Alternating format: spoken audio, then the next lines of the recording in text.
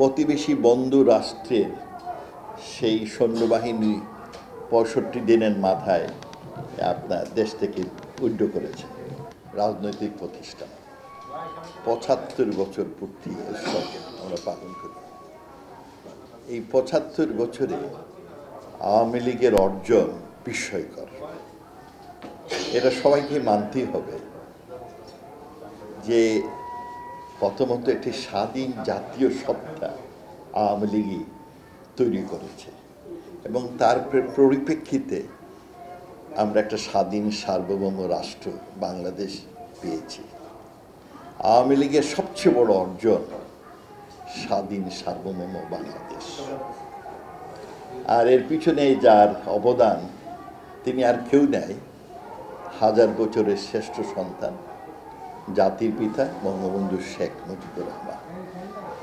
এই বঙ্গভূমি অনেক নেতা এসেছেন, আমরা অনেক রাজনৈতিক এবং আপনার রাজকীয় পরিবর্তন দেখেছি, কিন্তু বাঙালি হিসেবে স্বাধীন সত্তা এবং বাঙালিদের জন্য একটি স্বাধীন সার্বভৌম রাষ্ট্র একমাত্র শেখ মুজিবুর রহমানই তৈরি করে গেছেন।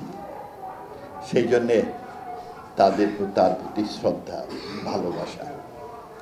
আমাদের একটি আত্মপরিচয় দিয়ে গেছেন। আওয়ামী লীগ বাঙালিদের একটি আত্মপরিচয় দিয়েছে, বাংলাদেশি জনগণ হিসাবে তাদের প্রতিষ্ঠা করেছে।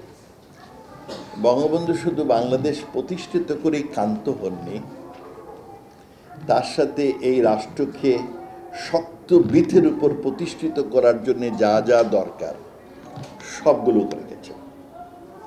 যেমন ধরুন, প্রতিবেশী বন্ধু রাষ্ট্রের সেই সৈন্যবাহিনী ৬৫ দিনের মাথায় আপনার দেশ থেকে উইথড্র করেছে।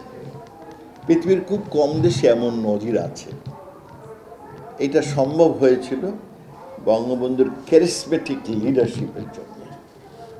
আপনি অন্যান্য দেশের দিকে তাকান, জাপান দেখেন, সাউথ কোরিয়া দেখেন, ফিলিপিন দেখেন, কিংবা ইরাক দেখেন, বিজিত সৈন্যবাহিনী সহজে পার পায় না। বাংলাদেশি অনন্য সেই দিক থেকে সম্ভব হয়েছে আওয়ামী লীগের জন্য এবং আওয়ামী লীগের নেতা বঙ্গবন্ধু শেখ মুজিবুর রহমানের জন্য।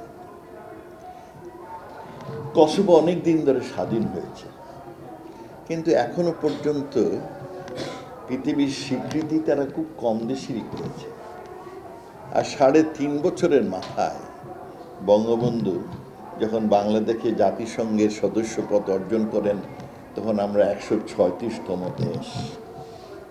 অল্প দিনের মধ্যেই তিনি বিশ্বের রাষ্ট্রগুলোর স্বীকৃতি অর্জন করেন।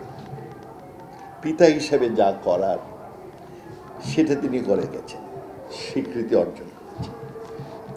প্রত্যেকটি বড় বড় প্রতিষ্ঠানের সদস্যপদ লাভ করেছেন, কমনওয়েলথ বলেন, ওয়ার্ল্ড ব্যাংক বলেন, নেইম ইট।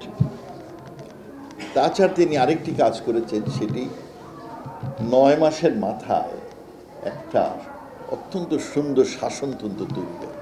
এসবই আওয়ামী লীগের অর্জন। অন্যান্য দেশে, পাকিস্তানে প্রায় ৯ বছর পরে ৪৭ থেকে ৫৬ সালে প্রথম শাসনতন্ত্র, আর আমেরিকায় ১৩ বছর লেগেছে একটা শাসনতন্ত্র তৈরি করতে।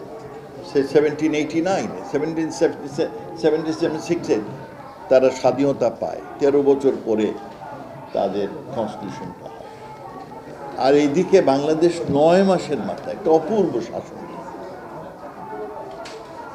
আসলে তাই দিয়ে বঙ্গবন্ধু ক্ষান্ত হননি, তিনি আমাদের সামনে একটা সুন্দর ভবিষ্যতের সম্ভাবনা দিয়ে গেছেন, স্বপ্ন দিয়ে গেছেন।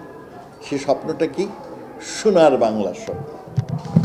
বাংলাদেশ হবে একটা উন্নত, সমৃদ্ধশালী, স্থিতিশীল, অসাম্প্রদায়িক অর্থনীতি, যেখানে অন্ন, বস্ত্র, বাসস্থান, শিক্ষা সেবা, স্বাস্থ্যসেবা সবার জন্য নিশ্চিত হয়।